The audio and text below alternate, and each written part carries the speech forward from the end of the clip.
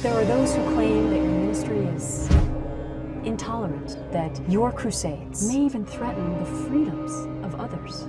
Freedom is fragile and costly, and must constantly be defended. Daniel, what inspired you to write Persecuted?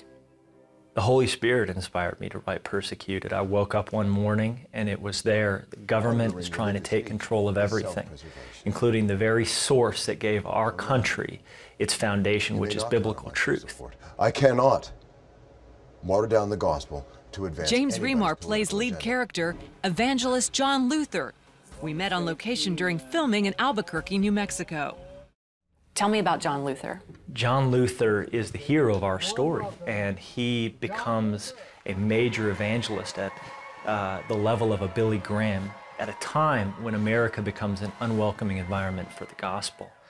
And he's discredited, he is tarnished, he's taken away from his family and his ministry, and eventually has to go on the run as a fugitive to prove the truth. Actor and comedian Brad Stein plays Luther's right-hand man, Ryan Morris. Is your character a good guy or a bad guy? I'm really not at liberty to give you that kind of information. And I'm surprised and shocked that you would ask such a probing question. I thought this was a Christian network, for crying out loud. But that's why I'm a good reporter. You are a good reporter. You know, I don't know. I think what makes Ryan Morris so interesting is that a lot of human beings consider themselves good. And he is sort of wooed and manipulated by a senator to say, perhaps you need to step in and take over for this failed ministry. So I think you won't really know if he's good or bad. So, John, what is your opinion of the primary tenets of the Faith and Fairness Act? Fox News anchor Gretchen Carlson and I both have roles in Persecuted. She as the news anchor who questions John Luther's motives, and myself as a legal expert who talks about Luther's checkered past. And leaving the scene of an accident. Talk about a relapse. Well, you played a very powerful role, and I'll just say this: Wendy, our own Wendy Griffith from the 700 Club, is an important role in the movie, and again establishes the credibility of the case against John Luther. Do you mind if we get a picture of my daughter? So basically, you have a famous evangelist, John Luther, who is framed for murder by a member of Congress because he's standing in the way of the sweeping religious reform.